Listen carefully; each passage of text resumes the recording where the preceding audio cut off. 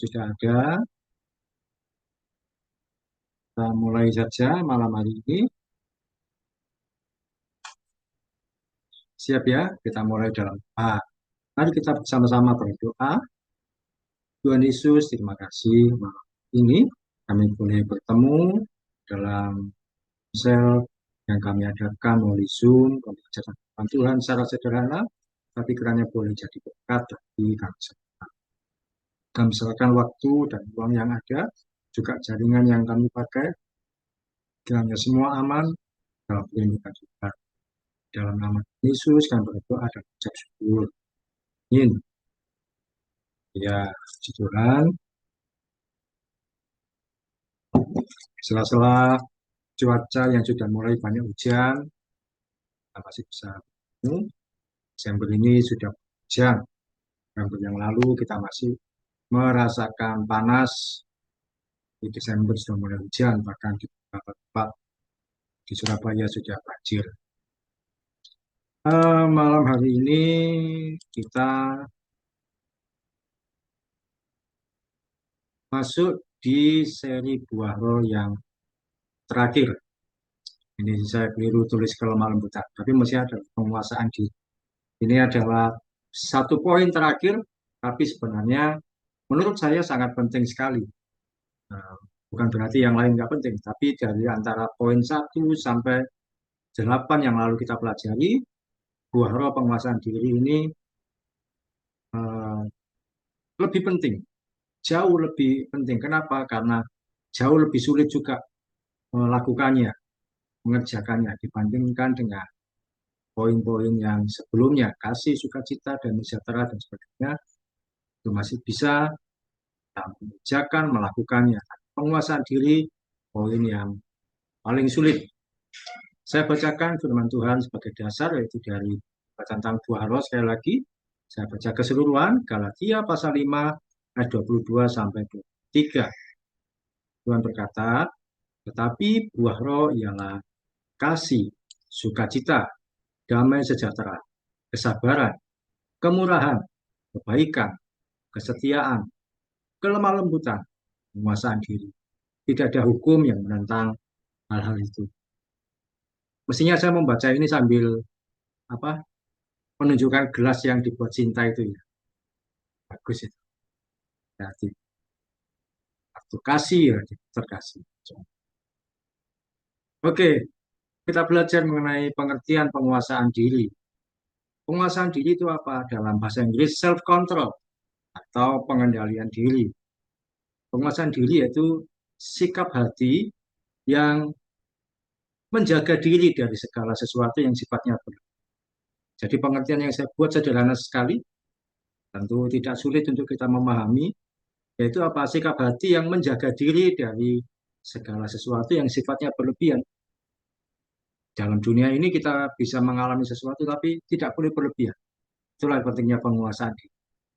Penguasaan diri tidak sama dengan orang yang menahan. Kalau hanya menahan, satu kali akan meledak atau perlu pelampiasan. Kalau dalam bahasa Jawa biasa disebut dengan ngempet.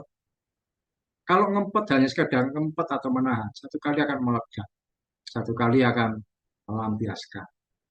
Contohnya kalau satu kali ada orang yang menyakiti kita, kita dikata-katakan yang tidak sesuai, diomongi yang macam-macam. Kalau kita hanya menahan, kita akan satu kali membalas, meledak amarah kita kalau ada kesempatan. Mungkin sementara karena nggak bisa membalas, kita diam. Tapi satu kali kita ada kesempatan membalas, meledak marah kita. Tapi kalau orang menguasai itu, dia akan menjaga dirinya. Dia akan memilih untuk tidak terbawa emosi dan membiarkan semua berjalan apa ada. Dia akan berpikiran, ya sudahlah, memang dia sifatnya seperti itu. Ya sudahlah, memang dia nggak ngerti yang sebenarnya terjadi. Terserah mau diomongnya. Dia menjaga diri dari segala sesuatu yang sifatnya berlebihan. Nah, ini berkaitan juga dengan yang lalu kita belajar tentang kesabaran. Jadi sekali lagi penguasaan diri itu dia menjaga diri dari segala sesuatu yang sifatnya. Dia tidak mau membalas, bukan karena menahan, tapi dia memang tidak mau untuk terbawa. Itu pengertian penguasaan diri. Sikap hati yang menjaga diri dari segala sesuatu yang sifatnya berlebihan. Nanti kita akan pelajari bagaimana berlebihan. Yang pertama, kebenaran tentang penguasaan diri. Ini yang berbeda. Biasanya, kalau kita belajar buah roh, poin satu mesti saya tulis bahwa Tuhan juga memiliki sifat yang sama. Misalkan kasih, Tuhan itu adalah kasih. Sukacita, Tuhan juga sukacita. Kemurahan, itu juga sifat dari Bapa kita di surga. Tapi berbeda dengan penguasaan diri. Penguasaan diri diperlukan usaha keras dari kita sendiri. Jadi ini bukan lagi dari Tuhan, tapi kita sendiri. Ayatnya, Sinta bisa bacakan Amsal 4 ayat 23. Ini ayat yang terkenal sekali, akan dijadikan lagu. Amsal 4 ayat 23.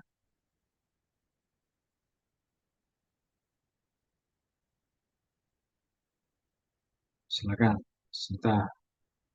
Amsal 4. Amsal 4 ayat 23, jagalah hatimu dengan segala kewaspadaan, karena dari situlah terpancar kehidupan. Amin. Iya, firman Tuhan berkata, jagalah hatimu dengan segala kewaspadaan. Kita ini diberi tugas untuk menjaga hati. Kita yang menjaga hati, bukan Tuhan yang kita minta untuk menjaga hati kita. Kita ini yang harus menjaga. Waro poin 1 sampai 8 merupakan pemberian dari Tuhan. Nah, pemberian dari Tuhan gimana? Kita diberi sukacita, diberi damai sejahtera, diberi apalagi kebaikan, kesabaran. Tapi penguasaan diri dibutuhkan usaha keras dan firman Tuhan berkata, jagalah hatimu. Jadi kita yang menjaga hati. Kalau pernah tahu lagu rohani, Sinta tahu apa tidak, Nara mungkin tidak terlalu mengenal atau mengenal juga. Nah, lagu lama sebenarnya berkata begini, eh, Tuhan inilah yang ku mau, tahu ya, kau menjaga hati. Nah itu poin tersebut sebenarnya kurang tepat. Kenapa? Tuhan diminta menjaga hati. Dan firman Tuhan berkata bahwa kita ini yang harus menjaga. Jadi Tuhan tidak bisa kita. Padahal kenapa? Ini adalah kita yang harus menjaga. Sekali lagi dibutuhkan usaha keras dan penguasaan diri diperlukan usaha yang ekstra keras dari kita yang hidup berpadanan sesuai dengan kebenaran. Artinya penguasaan diri itu waktunya kita mempraktekkan kebenaran itu. Bisa apa tidak?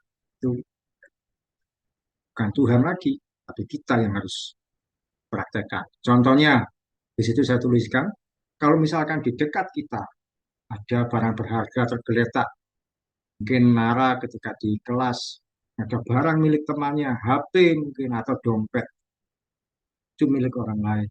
Tapi orang lain nggak tahu, nggak melihat bahwa barangnya itu tergeletak, dia sedang kemana-kemana.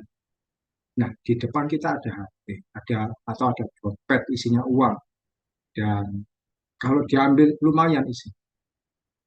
Bagaimana sikap kita? Apakah kita berdoa, Tuhan buat saya untuk tidak bisa, untuk tidak mengambil barang tersebut. Jagai tangan saya untuk tidak sembarangan mengambil milik orang lain. Nggak bisa. Kita tidak bisa minta Tuhan jagai saya supaya nggak ngambil.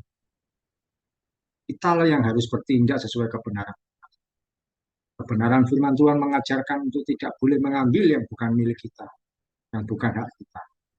Jadi kita menguasai diri, tidak mengambil dompet atau HP. Jadi menguasai diri itu apa? Nah, kita melakukan kebenaran firman. Oh, ini bukan milik saya tidak. Misalkan dikata-katai oleh orang lain yang tidak semestinya. Kita tidak bisa berdoa, Tuhan jagai saya. Enggak bisa. Tapi kita yang melakukan. Saya tidak mau membalas. Sebab firman Tuhan berkata, eh, kejahatan harus dibalas dengan kebaikan. Jadi kita yang menguasai diri. Seringkali orang menyalahkan iblis atau setan ketika ada perbuatan dosa. Padahal manusia sendiri yang melakukan. Jika ada berbuat dosa, menyalahkan setan. Oh, ini salahnya setan. Ya, kita sendiri yang salah. Jadi poin pertama, penguasaan diri diperlukan usaha keras. Misalkan Nara diomongi temannya atau eh, diomongi sama temannya, kemudian bisa memilih bahwa saya marah sama teman saya ini emosi dengan, atau saya memilih untuk saya lebih baik diam saja, nggak usah marah, biarkan dia ngomong apa. Itu adalah penguasaan. Diperlukan usaha yang keras, itu tidak mudah, perlu belajar. Poin yang kedua, penguasaan diri memerlukan proses ketekunan. Nah, Nara baca 2 Petrus 1 ayat 6. 2 Petrus 1 ayat. Silakan dibaca.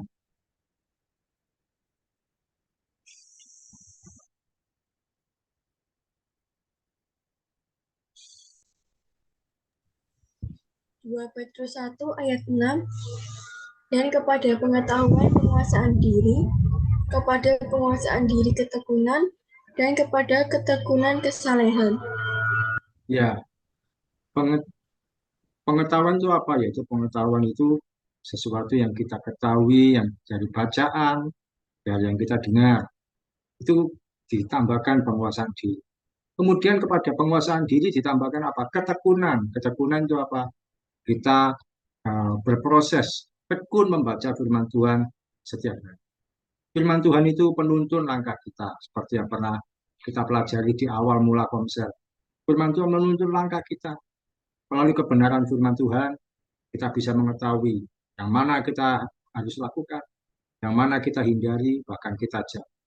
Karena itu penting sekali Sinta dan Nara untuk hidup dalam kebenaran firman Tuhan setiap hari, supaya memiliki penguasaan diri. Tidak akan berlaku semaunya sendiri, hanya karena menganggap benar seperti yang dilakukan. Belakangan ini banyak orang yang melakukan semaunya sendiri.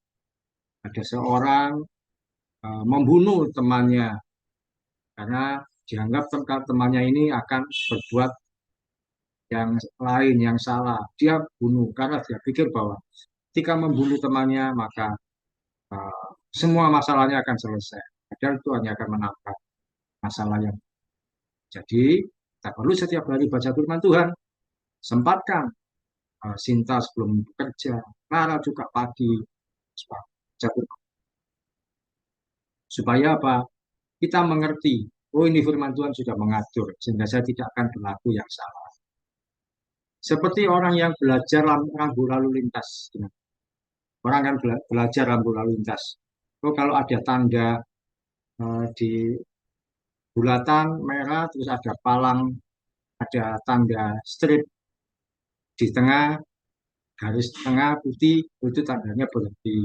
Oh, kalau tanda P dicoret, berarti nggak pakai belajar. Tanda S, berarti saya harus berhenti.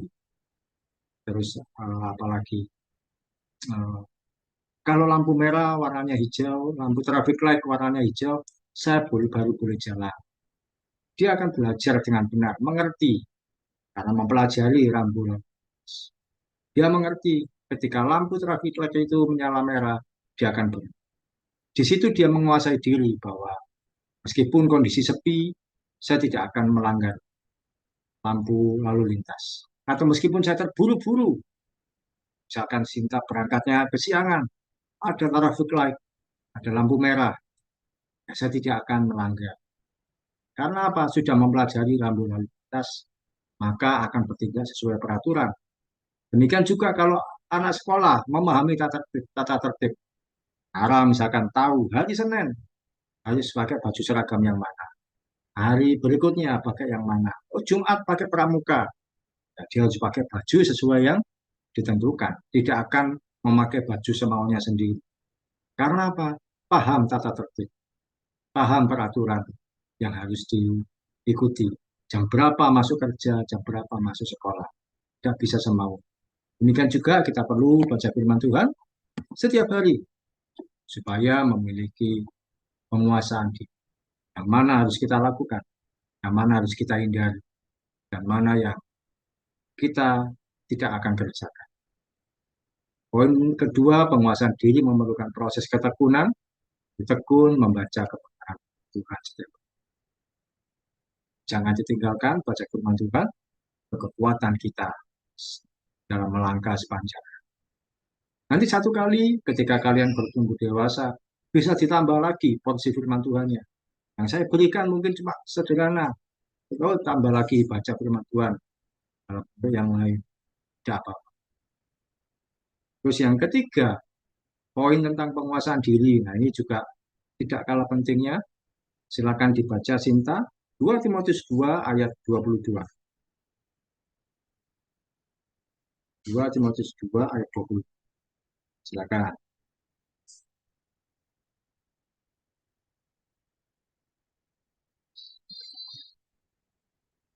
Silakan Kak Sinta kalau ketemu. 2 Timotius 2 ayat 22. Iya benar. Sebab itu jauhilah nafsu orang muda, kejarlah keadilan, kesetiaan, kasih, dan damai bersama-sama dengan mereka yang berseru kepada Tuhan dengan hati yang murni. Amin. Ya, firman Tuhan berkata, jauhilah nafsu orang. Poin ketiga yaitu penguasaan diri diperlukan supaya kita tidak bertindak berlebihan. Berlebihan itu bagaimana? Di dalam jiwa kita ini ada sesuatu yang harus kita jaga dengan hati-hati. Sesuatu yang berharga itu disebut nafsu. Ini harus kita jaga. Apa itu nafsu? Ya, Hara perlu tahu, Sinta juga perlu tahu. Nafsu yaitu apa? Kondisi dalam jiwa yang menuntut untuk dipuaskan dan menuntut untuk dipenuhi kemauan. Sekali lagi, nafsu itu apa? Kondisi dalam jiwa kita yang menuntut untuk dipuaskan dan dipenuhi kemauannya. Misalkan, kepingin main HP terus, itu kan menuntut untuk dipuaskan. Tapi tidak boleh berlebihan, sudah waktunya berhenti.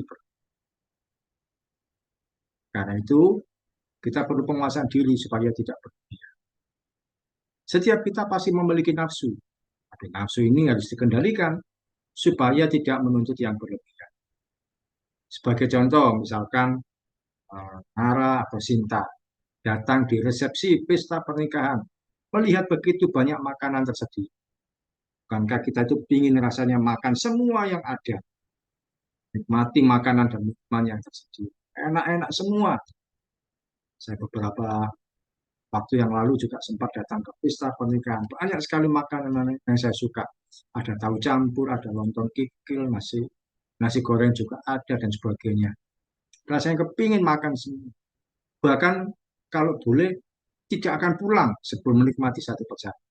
Nah, pernah kan seperti itu. Tapi eh, saat itu kita sedang dikuasai oleh nafsu makan. Pingin semuanya dimakan. Tapi nafsu makan ini harus dikendalikan. Kalau kita tidak lupa, kalau tidak, kalau tidak dikendalikan, kita akan lupa diri. Makan semua yang tersedia. Sambil satu piring, ambil makanan. Habis, ambil yang lain lagi. Habis, ambil yang lain lagi. Kalau kita tidak menahan diri, kita berlebihan untuk nafsu makan itu. Maka yang terjadi apa? Kita bisa sakit perut karena terlalu banyak yang masuk di perut. Bisa flu karena banyak minum es. Atau gangguan kesehatan yang lain. Kalau orang sudah usianya tinggi, oh makan yang terlalu berlemak, jadi tidak bisa berjalan. Atau gangguan yang lain. Terus semua dimakan. Jadi makanlah yang sewajarnya, yang secukupnya. Oh di sana ada makanan enak, tapi saya sudah cukup di sini ya sudah. Nafsu lain yang harus kita jaga. Nah ini Nara juga sudah remaja, tidak apa-apa. Cinta juga sudah paham mungkin. Yaitu apa? Disebut dengan nafsu seksual. Nafsu seksual itu apa? Yaitu perasaan suka kepada lawan jenis. Ada banyak anak-anak muda yang terjebak dalam nafsu ini yang berlebih. Pada akhirnya tidak bisa mengendalikan diri, sehingga terjadi perbuatan dosa. Yang perlu diingat, baik Kak Sinta maupun Ara, tidak selalu kalau berpacaran atau berhubungan dekat dengan lawan jenis, maka berarti juga harus berhubungan serasi. Kita perlu menguasai diri, supaya nafsu ini tidak menguasai kita secara berlebihan. Dijaga dirinya, baik Kak Sinta maupun Ara satu kali. Contoh di Alkitab yang baik yaitu Yusuf. Dia menghindari perbuatan dosa. Dia bisa menguasai nafsunya. Dia berlari menghindari dosa. Sementara Raja Daud lebih memilih untuk berbuat dosa. Dan dia menyesal semua. Jadi poin ketiga, penguasaan diri diperlukan supaya kita tidak bertindak. Nafsu yang lain ya banyak lagi yang lain. Orang marah itu bisa, tapi kalau marahnya berlebihan sampai hebat sekali, nah itu enggak boleh. Jadi membatasi diri. Penguasaan diri diperlukan supaya tidak bertindak. Jadi ada 3 poin untuk pengertiannya, kebenaran penguasaan diri. Penguasaan diri itu diperlukan usaha keras dari kita sendiri, bukan dari Tuhan. Tapi penguasaan diri memerlukan proses ketekunan, yaitu baca firman Tuhan setiap hari menuntun kita, ngerti mana yang harus dikerjakan dan apa yang harus kita jawab. Dan yang ketiga, penguasaan diri diperlukan supaya kita tidak bertindak berlebihan. Jauhi nafsu orang muda, firman Tuhan berkata. Kejarlah keadilan, kesetiaan, kasih, dan sebagainya. Kita belajar berikutnya, manfaat memiliki penguasaan diri itu apa? Manfaatnya hidup menjadi lebih tenang dan tanpa beban. Orang yang bisa menguasai diri, dia akan merasakan hidupnya tenang. Tidak harus memiliki apa yang tidak dia punya. Dia bisa menyesuaikan diri dengan ada teman punya HP yang baru, punya iPhone, punya Android yang terbaru. Sementara HP-nya cuma biasa. Dia tetap bahagia dengan HP yang dimiliki. Karena baginya yang penting adalah fungsinya, bukan gengsi. Dia ketika di acara pernikahan, ada resepsi, pesta, banyak makanan, atau acara ulang tahun. Dia juga tidak harus menikmati semua makanan yang tersedia. Dia hanya menikmati makanan yang buat dia. Misalkan ambil makanan, oh nasi goreng dengan ayam. Ini sudah bikin kenyang. Terus mungkin tambah lagi sop. Itu juga sudah membuat kenyang. Ya sudah, tidak perlu bertambah-tambah yang lain. Karena akan jadi berlebihan. Dia hanya menikmati makanan yang dia orang yang menguasai diri, hidupnya tenang, tanpa beban. Nggak perlu menikmati semua. Atau nggak perlu memiliki yang mahal-mahal. Kalau satu kali ada kesempatan, ya. Kemudian, berikutnya manfaat memiliki penguasaan diri itu apa? Hidupnya tanpa emosi dan kebencian. Orang bisa menguasai diri, dia bisa mengontrol emosinya. Sekalipun situasi yang dihadapinya tidak menyenangkan. Pernah nggak dibenci oleh seseorang, dihina, tapi nggak membalas dengan kebencian. Dia tetap tersenyum dan lebih memilih untuk menghindari konflik. Saya nggak mau bertengkar, nggak mau berkelahi, sudahlah biarkan. Tuhan Yesus ketika mau disalibkan, dia diadili, dituduhkan banyak hal, tapi itu semua tidak sesuai. Tuhan Yesus lebih memilih untuk diam. Tuhan Yesus nggak membela dia, tidak emosi. Pada akhirnya dia pun disalib. Orang yang memiliki penguasaan diri nggak emosi, nggak ada kebencian. Dia omongnya apapun biarkan. Tapi orang yang hatinya panas, nggak punya penguasaan diri, cenderung untuk apa? Membalas. Dia ngomong ini, saya terima. Dan jadi situasinya akan kacau. Dan yang ketiga, orang yang memiliki penguasaan diri, hidupnya lebih tertib, teratur.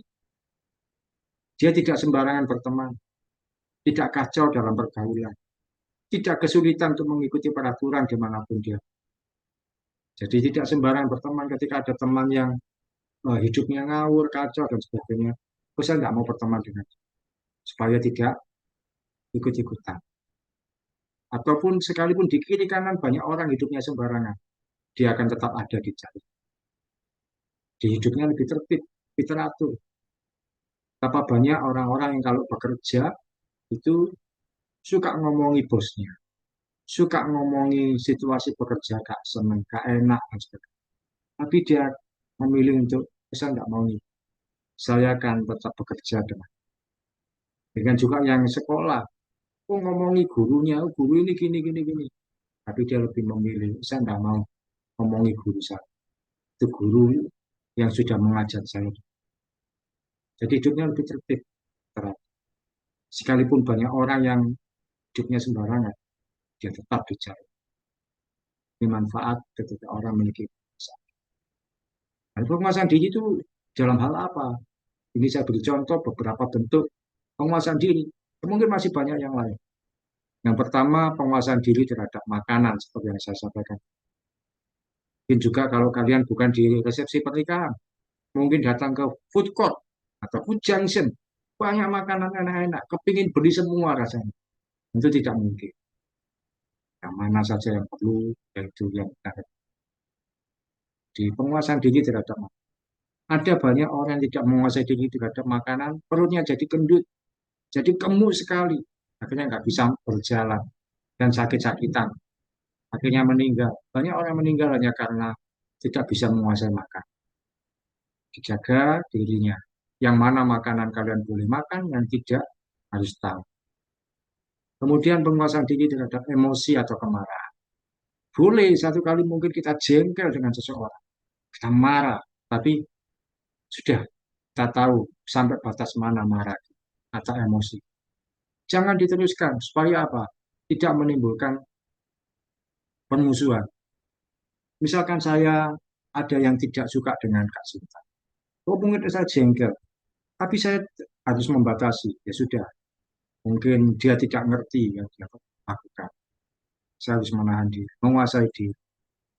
Karena kalau diteruskan kemarahan itu akan jadi konflik permusuhan. Kemudian juga penguasaan diri terhadap lawan jenis.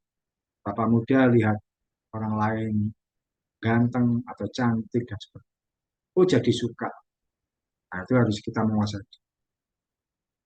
Boleh mengagumi seseorang, boleh kita menguasai diri. Nah, sekarang kan banyak orang-orang yang lain, oh dia ganteng, dia tampan, tapi tidak menguasai diri. Saya tidak bisa, tidak boleh sembarangan. Kemudian penguasaan diri terhadap keinginan memiliki barang-barang baru, kepingin beli yang baru, kepingin beli sesuatu yang baru, karena sedang tren. Harus lihat kondisinya. Oh, uang saya nggak ada, saya nggak cukup. Sudahlah, mungkin cukup lihat di TikTok atau di YouTube. Sudah. Penguasaan diri terhadap melanggar tata tertib atau peraturan. Seperti yang saya sampaikan tadi, kalau lampu merah ternyata sepi, nggak ada orang di sekitar, ya tetap itu, jangan menjauh. Sekalipun ada polisi atau tidak. Ini kan juga ketika sekolah, tidak terlambat, terus mengerjakan tugasnya. Jadi, tidak berarti tidak melanggar tata tertib atau penguasaan diri terhadap perkataan. Mungkin punya teman yang ngomongnya ceplas-ceplos. Kalau kita sendiri juga bercanda. Nah, bercandanya harus diatur. Oh, saya nggak boleh bercanda yang menyakiti orang lain. Sekarang ini kalau Sinta tahu atau Nara tahu, ada orang yang suka bercanda naik pesawat terbang bilang, saya membawa bom. Pernah mendengar itu enggak? Pernah baca itu enggak? Saya membawa bom. Nah, akhirnya jadi heboh seluruh pesawat terbang. Cari-cari bomnya enggak ada. Ya, orangnya berkata, saya cuma bercanda. Jadi yang bercanda tapi kan tidak lucu. Tidak ditangkap oleh polisi. Jadi hati-hati terhadap ngomong sewajarnya. Bercanda guyon sewajarnya. Hati-hati kalau ngeprank teman. Diajak ngeprank orang lain. Kalau itu ternyata menyakiti orang lain, jangan mau. Dan yang terakhir saya tuliskan penguasaan diri. Ingin memiliki barang milik orang lain. Rasanya, oh itu bagus, itu baik. Terus kepingin diambil. Jangan. Penguasaan diri dalam hal yang lain. Yang mungkin tidak sempat saya tuliskan. Kita perlu belajar gimana supaya kita tidak salah dalam. Terakhir, seperti biasa, kita sharing. Di poin mana Kak Sinta, Nara, merasa belum bisa menguasai diri. Nara, merasa di mana kamu belum bisa menguasai diri. Yang kita belajar hari ini. Oh, saya belum bisa menguasai diri dalam hal ini. Dalam hubungan dengan temanmu, suka marah ke teman, ngomongnya, atau apa. Merasa enggak? Oh, saya belum menguasai diri. Yang di mana? Emosi atau marah. Oh, masih marah. Emosi itu. Kenapa biasanya marah?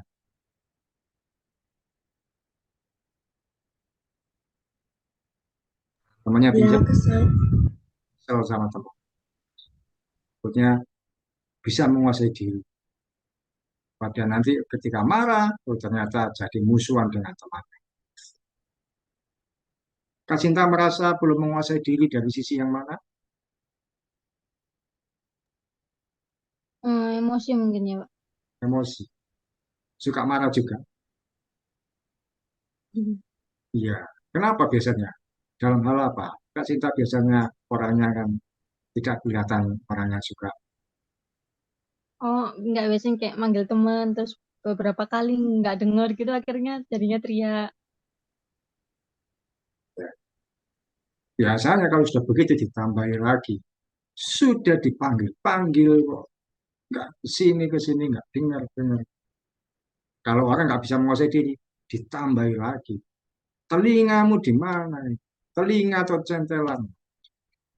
Itu kan tambah berlebihan. Ya, cukup ketika memanggil, terus nggak dengar-dengar, mungkin kita marah. Kemana kamu dipanggil? Dia memberi jawaban. Iya, tadi masih mengerjakan yang lain. Ya sudah, nanti jangan dilanjutkan marah. Sudah, apa yang perlunya terus dilanjutkan.